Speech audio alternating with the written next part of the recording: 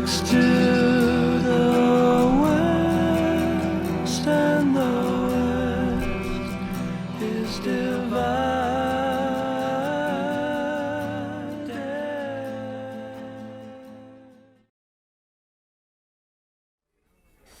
Hi everyone, Brandon here. It is my birthday, 2021. I just want to thank all of my friends, family, fans, and supporters for all of the gracious, beautiful birthday messages, love, and appreciation that I've seen today. Thank you so much. Just a quick recap, I did have a good birthday. My sister drove me up to Skyline Memorial, where we were able to visit our parents' grave and sit and talk and commune with them. I really wanted to see them on my birthday, so I'm thankful that we had the opportunity to do that. And then on our drive back down from Skyline, coming down Germantown Road, there was this perfect abandoned couch on the corner, and we couldn't resist the opportunity to shoot a video. So if you check out my TikTok, Instagram, and YouTube, you'll see what we put together there. But thank you, Rennie, my sister, for taking me to see our parents on my birthday. That is something I really wanted to do and was important and was heavy on my heart today. I'm at Denny's right now having my birthday meal. This will be my first birthday since our father passed away, and my first Denny's birthday meal without my dad ever. So this is a strange, bittersweet birthday, but sometimes all the time we have together is all the time we have together. And I had 43 years on this earth with both my parents, and I took some incredible lessons for going forward in my life from them from this time. So anyway, friends, family, fans, you've been amazing with your birthday love and support. Thank you so much. Cheers. The legendary Freddie Mercury also shares my birthday. All right, everyone, my name is Brandon Carmody, aka The Couch Whisperer. This segment is called Artist of the Day. Today's Artist of the Day is George Harrison, one of the Beatles. So let me start here. I've been a Paul McCartney guy my entire life. Love Paul McCartney. Cannot get enough of Paul McCartney. He is, in fact, on my bucket list of dream concerts that I still need to see in his lifetime. Hasn't happened yet. Now, George Harrison, like all of the other Beatles when they went solo after their breakup in 1970, released a solo project entitled All Things Must Pass. Somehow, for reasons I can neither confirm, deny, or explain, it hasn't been on my radar until this week. I have now course corrected and listened to, from cover to cover, the 50th anniversary edition of George Harrison's All Things Must Pass, and here to discuss today is my special guest, Terry Currier of Music Millennium. Roll 'em. Now, I want to ask you about George Harrison's All Things Must Pass, as you see on this beautiful... First of all, you were just telling me that your designer paints these backwards on the window? She's amazing. She has to go inside the window and paint all the images backwards to give us these beautiful display windows. She's absolutely amazing. Cool. Now, I listened to this. I listened to All Things Must Pass from George Harrison, the 50th anniversary edition last night. This is amazing. They really did a fantastic job. One of the things that not everybody knows is the Beatles have always been a big part of Music Millennium's history. In fact, the very first song that was played in the store when we opened up was All Too Much, off the Yellow Submarine record. Right. So Beatles fans, Mr. McLeod, right? Yeah, from the big, We take care of our Beatles, now, as you can see. They broke up in 70, so George released this record. Paul McCartney, of course, came out with his solo work, but I feel so sad that I just discovered this work now. This sounds like a hungry young musician, that while he did get some key songs in during the Beatles era, this was a strong debut. Well, this is a famous album, right? George was a really creative individual, and the Beatles only gave him so much room for his song. Exactly. I mean, most of the songs were Lennon and McCartney. Yes. And so when he went to put out his first record, he had a good little storage of songs built up. Yeah. What I really appreciated about this edition, by the way, first of all, the songs, were great, but there's some demos on there too, if you've heard it. Oh, the demos. Yeah, the demos are way really cool. Great. Yeah. It's definitely worth picking up. You can get a giant box set of it, or you can, with vinyl and everything, or you can get a 3 CD version of it and get a whole bunch of those extra tracks. Right on. So I'm sure the question on everyone's mind is why motion picture or film, and how's it going to be different from the 24X web series, which came before, which if viewers don't know, ran originally from 2008 to 2010. Okay, so basically let's talk about the ending of the web series back in 2010 that never made it to the screen. I swear, if you guys check out the very last frame, it's got Mullet, Toner, and Kurt literally standing outside of Jack Oliphant's house, ready to kick the door down and go get the bad guy. And I think somebody says, like, be careful in there. And then the damn thing cuts to black. And it's like, oh my God, we really did that to the audience. Because I'm sure that the smart people, the ones who are actually watching, knew that that wasn't like the end. That's more like the end, and where's the rest of it? So I don't think I fooled anyone. So here's one thing I want to let you guys know. It was 13 years ago this month. It was July 2008 when we filmed the finale of 24X. So I've known for 13 years that we filmed an exciting, a satisfying, and potentially controversial ending that's never been seen before right now. So here's the last thing I want to let you know on that topic, Midshipman. I have been looking for that footage for 10 years, and I am pleased to let you know right here, first live local, that as of 1 week ago, all 24X footage has been found, located, and recovered. Well, almost all. Mostly all. So your ending has been missing for 10 years, is that correct? That's right. So I guess my next question is what's the state of that footage? What does it look like? What does it sound like? What sort of condition is it in? All right, let's get into the nerd stuff. So basically, all of the special effects shots appear to be missing, and what I mean by that is all of the completed special effects shots. So we don't have that. Sadly, all of the green screen work, and keep in mind that the original web series is about 50% green screen, missing. So we have the green screen footage, but not the completed shot. So all the green screen work needs to be redone on 24X, and there might be one small scene missing altogether. But to answer your question, the quality, HD, pristine quality. We're talking the original footage. Beautiful. We hit the jackpot. Mullet, someone's coming in. I think it's a courier or something. I'm gonna check it out.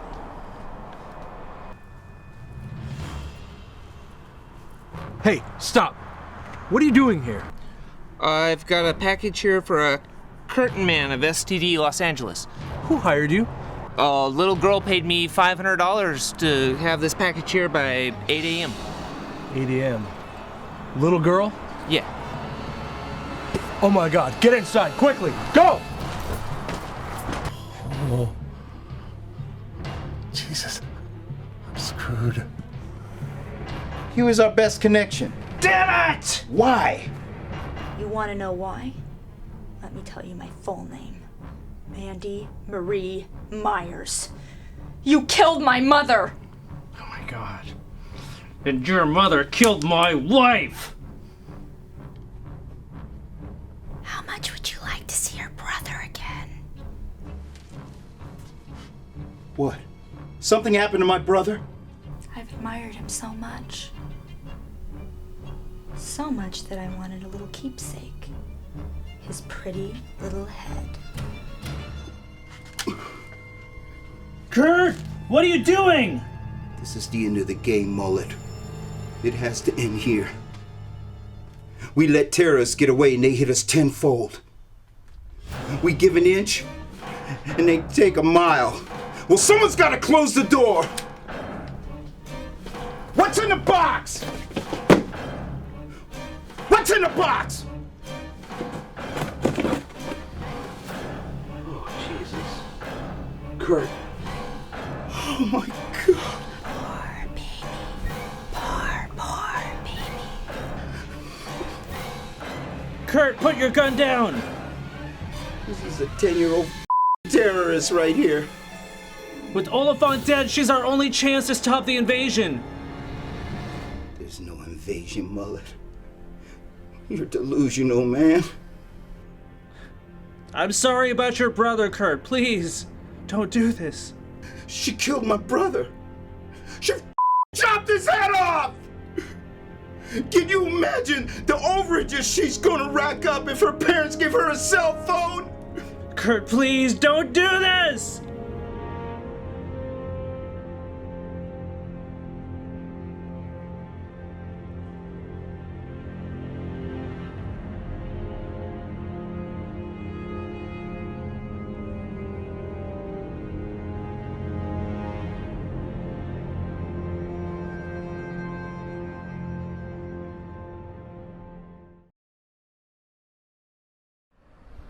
So I wanted to show you guys some of the really cool and really unique venues that I've had the privilege and the honor to perform in here in Portland, Oregon over the last 25 years. So behind me is Music Millennium. Music Millennium is a Portland staple, been here a long time and survived and stayed in business. You know, sells classic vinyls, LPs, 8-track, cassette tape, you name it. But it also has a live performance area, and a lot of bands and solo artists like to do their CD release parties here. So when I was asked to perform, and I had the Land of Winter album coming out in January 2013, I put the two things together, and Music Millennium became my CD release party. And so what do you get when you're booked to perform here? Well, you get your name stenciled on this beautiful glass, you know, your name up in lights. So it was very cool. The only challenges was that I was booked on a Sunday night, and if I recall correctly, there was an ice storm that night. These streets iced over.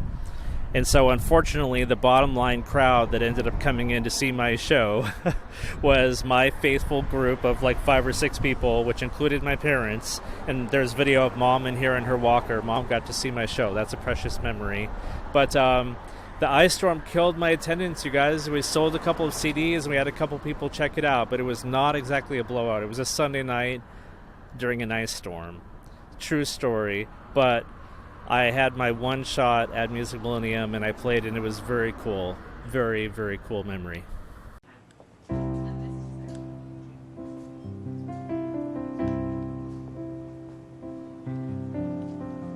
Attention all decks, attention all decks. You're in for a musical treat today. Live long and prosper. That's what this show is. Message of peace and prosperity. That's what we're preaching, right, Tara? Yes, of course. Universal, galactic. Indeed. I want to thank everybody for coming out to Music Millennium today. I'm going to be playing some songs off my new album, Land of Winter. And I just want to let you know that Land of Winter is for sale up at the front cashier. So thank you very much for coming. The title track here is Land of Winter.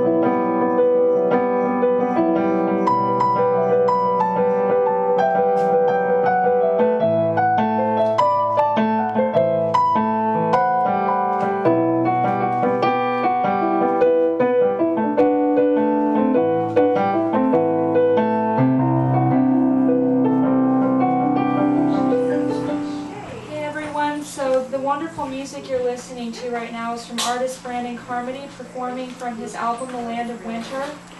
It's what I would describe as ethereal, acoustic, alternative neoclassical. I've had the pleasure of knowing Brandon for close to 10 years now. I can't believe that. Very talented filmmaker, musician, and all-around artist, Renaissance guy. So Anyway, I hope you enjoy the music today, and I think, again, you're in for a real treat.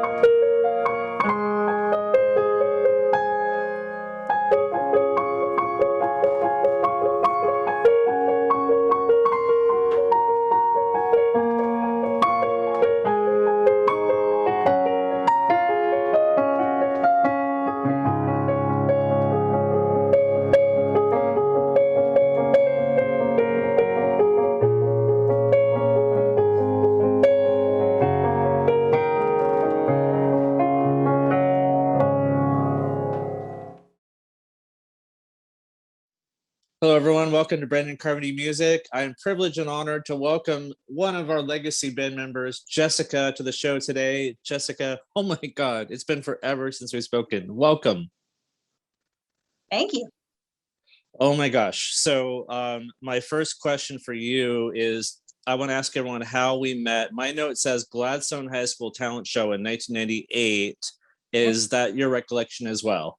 That is also what I remember, yeah. Now, just to let folks know, I myself am a graduate from 1996, and I put a band together in 1998, and I was just getting started, and we were just going on our journey, and I have no good explanation for how we ended up at your talent show. It might have been a flyer on a phone pole, but we totally ended up like auditioning for your talent show, and you were a crew member, right? Yeah. So, I was doing like the stage manager job and like a whole bunch of different things. And we had like put this thing together. It was the first year we'd ever done it at the school.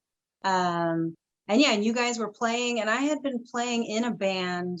Like I had just started playing bass. I switched over from guitar to bass, and I remember seeing you guys and I was like, wow, that's the kind of music I want to play. And so just not expecting anything to come of it. Like when you guys were done and backstage, I was like, that was amazing. And if you guys ever need a bass player, I'm available.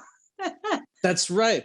You made that offer to us like out backstage. That was so cool. And you actually took me up, much to my total shock and surprise.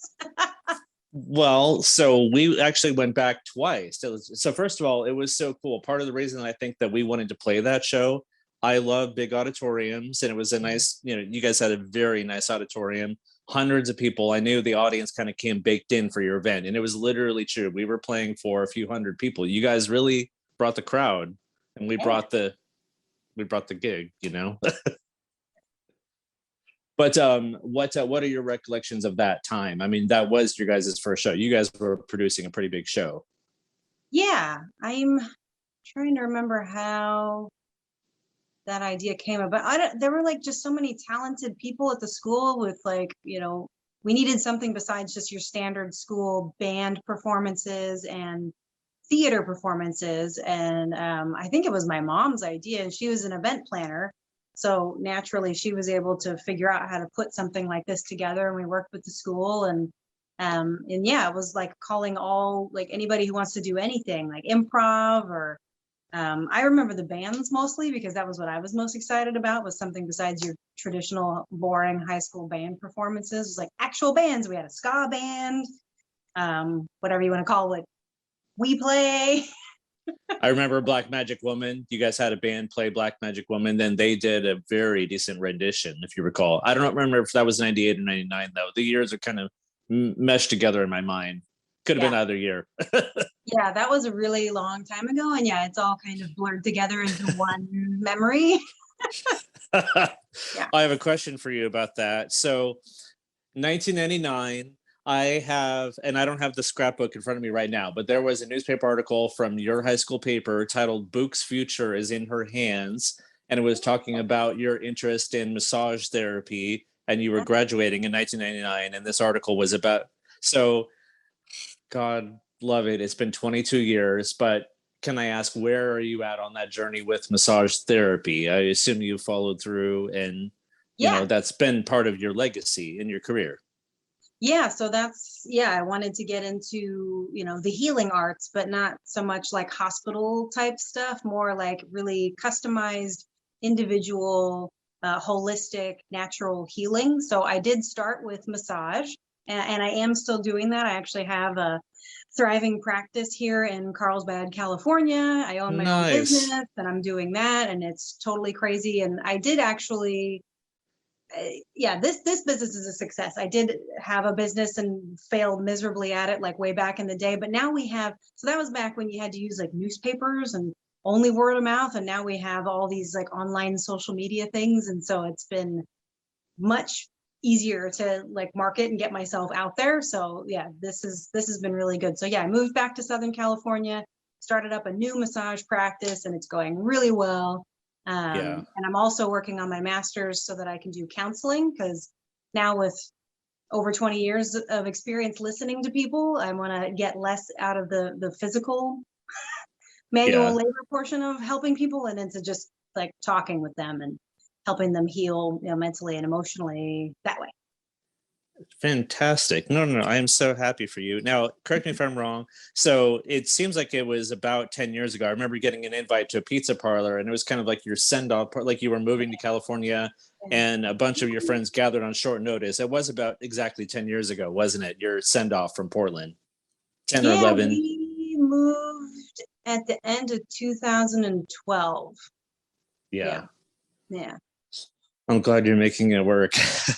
Well, it wasn't always, it's been sort of a slow progression to get down to here. And I was working doing animation, because that's the other career that I got into and got my degree in, was media arts and animation. So I did that, worked freelance, and that's just really stressful and not always consistent.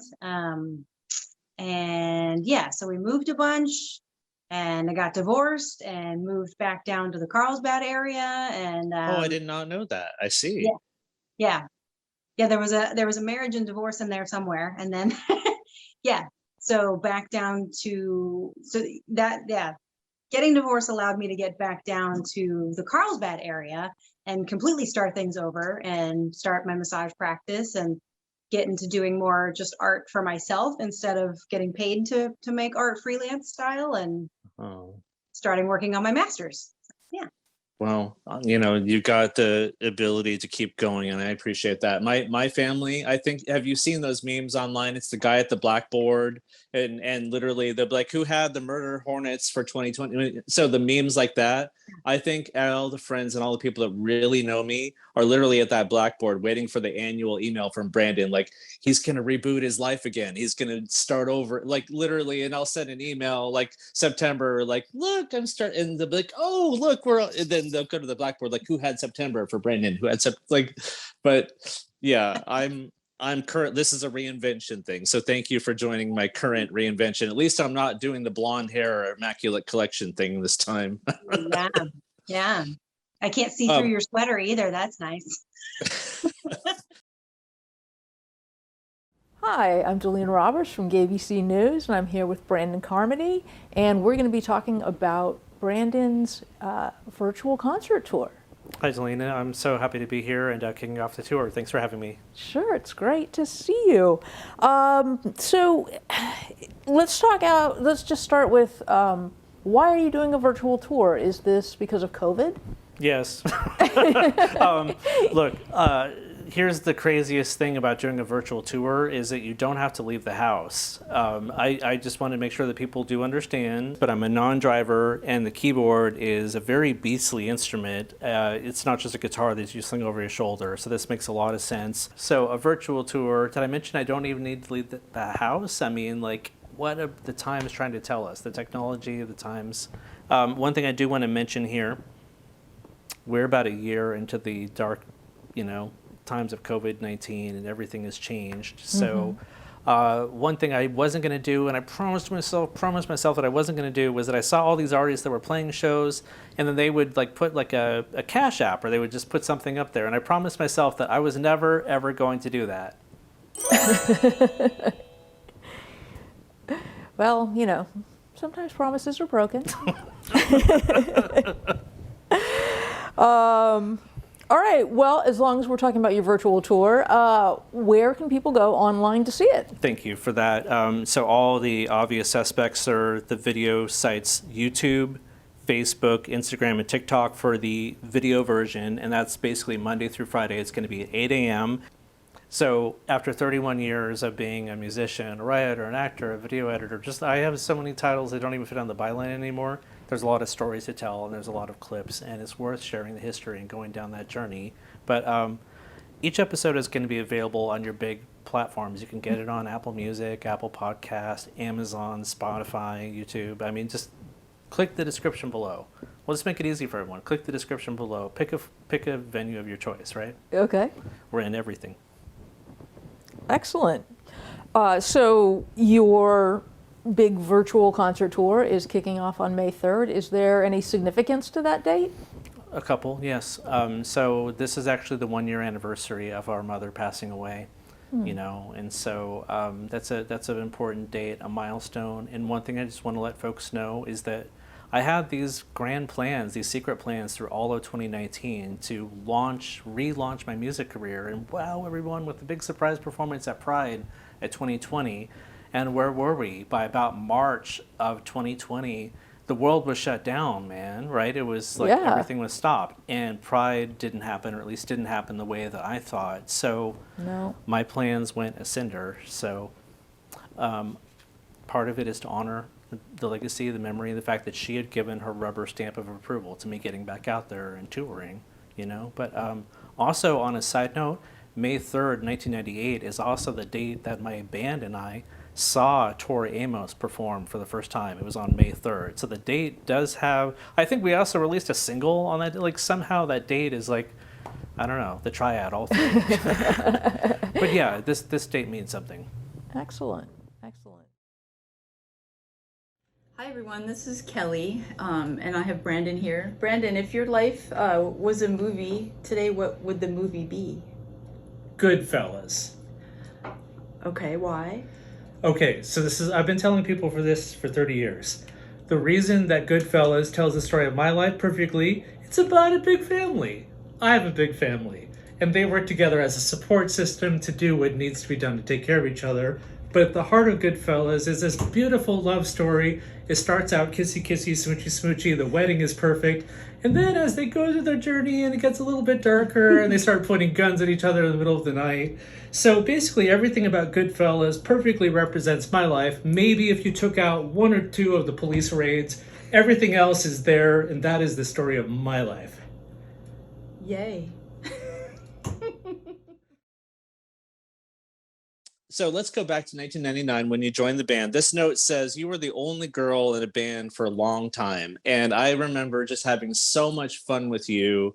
And that was part of the fun. And there's even a photo of us during the Dave and Alan days where we were having those Monday night rigorous rehearsals, which I want to ask you about in a moment. But you're laying across the band and we're just having so much fun. And you're having like your Vanna moment. We were having a lot of fun. You totally were the girl in the band, right?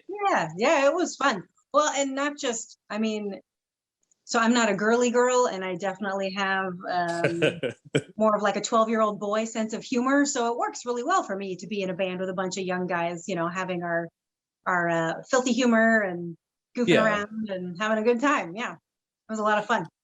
Now, one thing I just want to ask you about that era, because I can only see through my perspective, my prism, and I've been afraid for like 20 years because I keep reading all these stories about Pink Floyd, and it always comes back to like, oh, Pink Floyd was doing so awesome until Roger Waters took over the band, and like I'm like, oh, okay. I hope that that's not my legacy, but here's my recollection. I was a super ambitious musician, clearly wanted a record label, clearly wanted a band. I clearly wanted the band to be playing clubs and to be a big thing.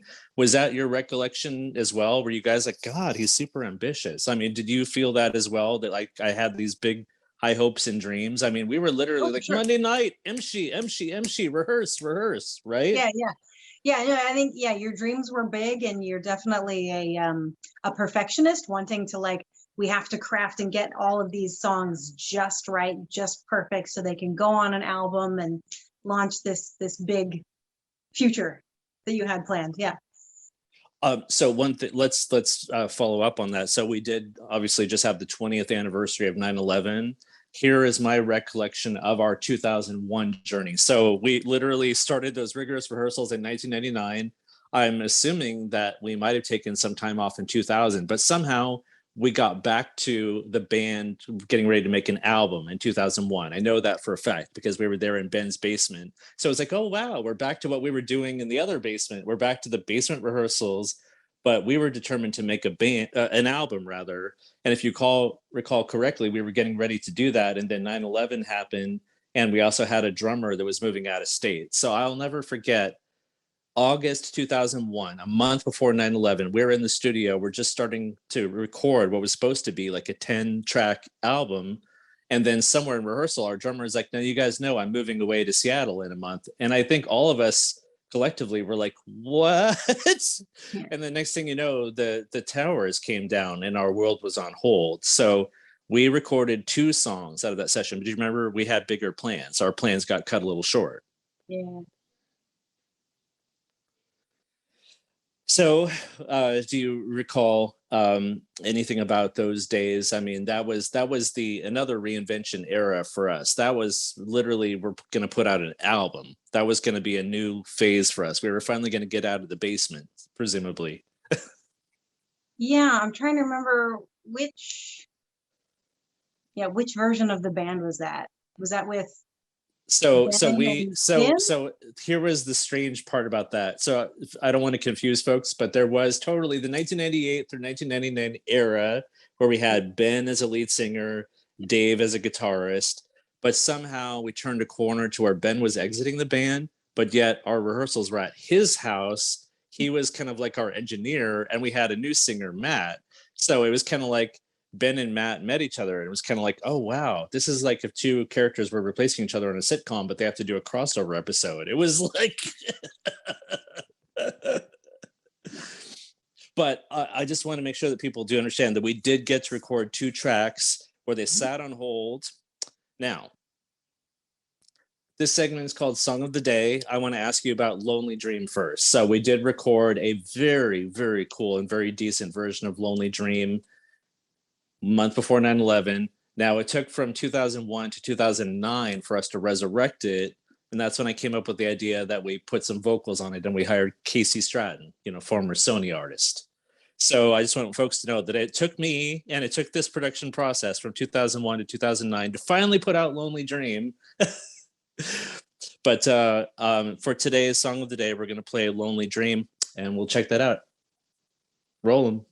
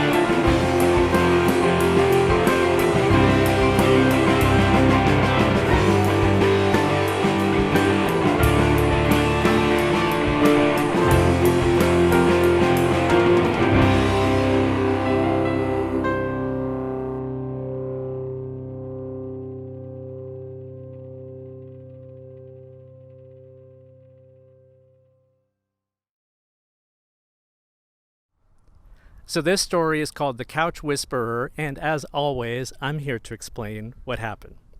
So in my various travels around this beautiful city of Portland, Oregon, going to work to and fro, I couldn't help but notice that quite a few people in this city abandon couches and chairs, and most commonly at the end of street corners. So, as happens to me sometime, my comedy creative brain activated at 3 a.m. and I came up with the winning idea, and it was called The Couch Whisperer. And I would basically play this character called the Couch Whisperer, and my crew and I would go to a different abandoned couch or chair for each episode, and then I would hysterically put on these Dr. Scully gloves, and it was kind of unclear whether or not I'd actually sit on the couches or the chairs, but I would definitely touch them through the Dr. Scully gloves, and it would go something like this. Oh, talk to me. Talk to me, couch. Tell me who didn't love you. Tell me who rejected you.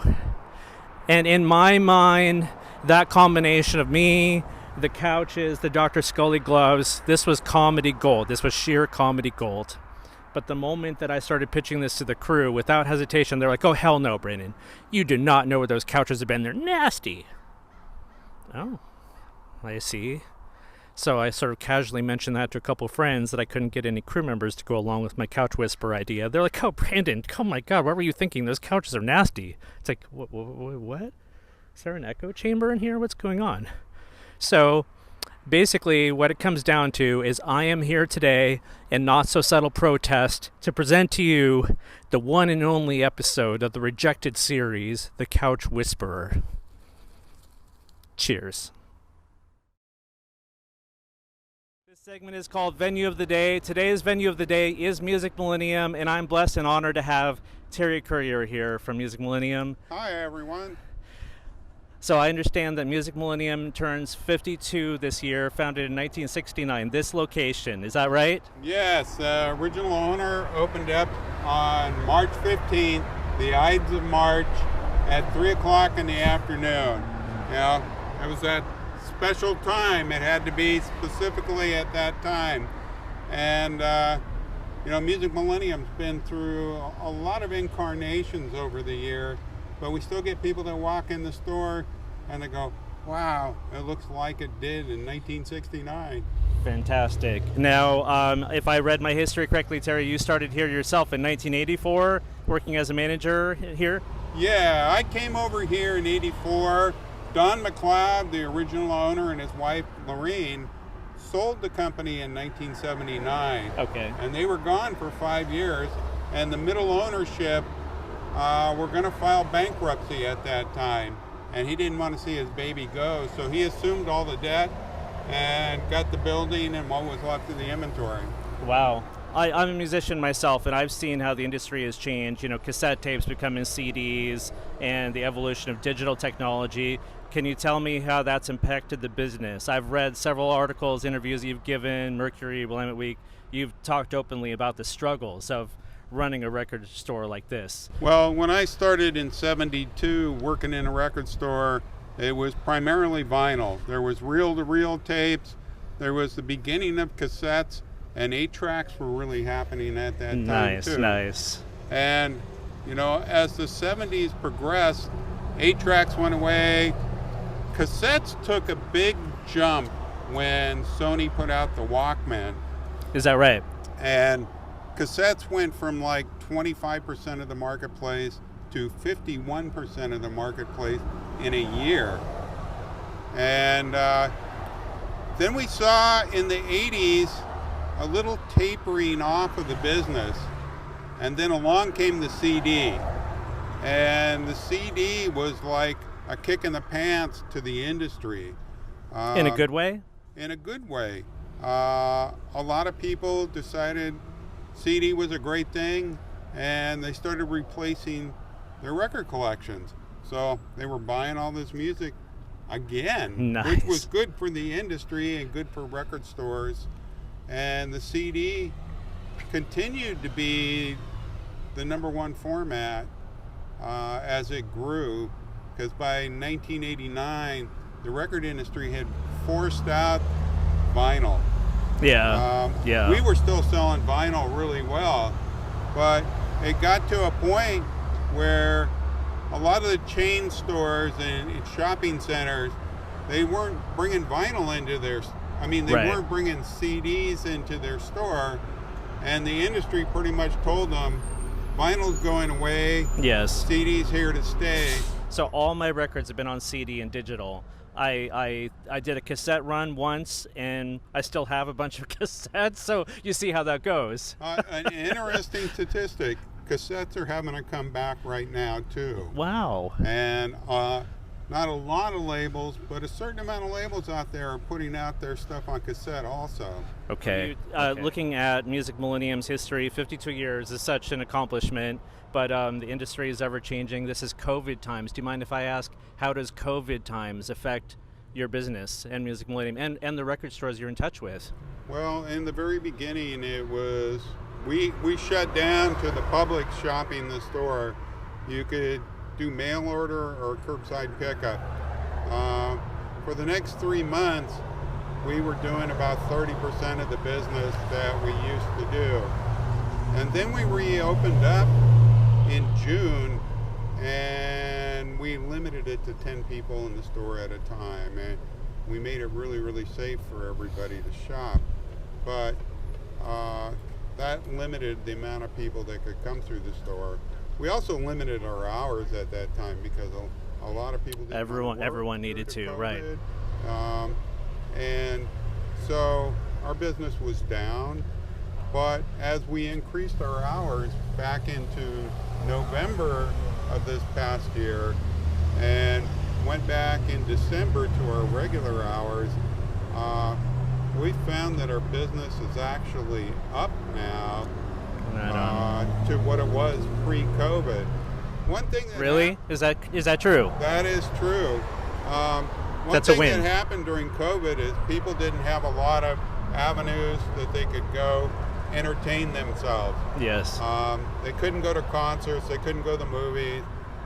They couldn't go out dinner. Yeah. So a lot of people turn to the independent record store in particular. And it's just not something that happened to us. I'm talking to record stores all across the United States, and they've seen an uptrend in business, and especially in this calendar year. Yeah. Do you know how many are left, by the way, or generally? It's less than 10,000, isn't it? Less than 10,000 record stores? There's somewhere probably between 2,500 and 3,000. Oh, okay. And way less than 10,000. Yeah. In 2000, around the time of Napster, there was 7,500 record stores in America. In 2007, there was 1,800 record stores left. And, it's good to see that there's an uptrend in record stores around the country. And what's interesting is the youth marketplace didn't come into the record store when Napster came along. Right. Getting music off the internet and from their friends was and many lawsuits resulted from that. Yeah. But, getting free music seemed interesting to them. And then all of a sudden, there was some young people that had only heard digital music, and they were buying records at garage sales or in our cheap bins, and they were hearing these records and go, wow, listen to the sound on this stuff. It's so much better than those files. I have a record player. I understand. And in 2007, there's 3 coalitions that got together. One of them I helped form, called the Coalition of Independent Music Stores. And the 3 coalitions got together and went to the industry to talk them into making like 50 compelling pieces of vinyl that would come out on a special day. And that day became known as Record Store Day. And if you look at a chart, vinyl in 2007 was probably less than 0.25%. There wasn't very many people making it. Yeah. Today, physical goods in general are only 10% of the overall industry. Because of digital? But vinyl in the last year has taken a 118% increase in the United States. Remarkable. And if you listen, vinyl is the best format of music that was ever made. It has a warmer feel to it. You treat it more like art. Yeah.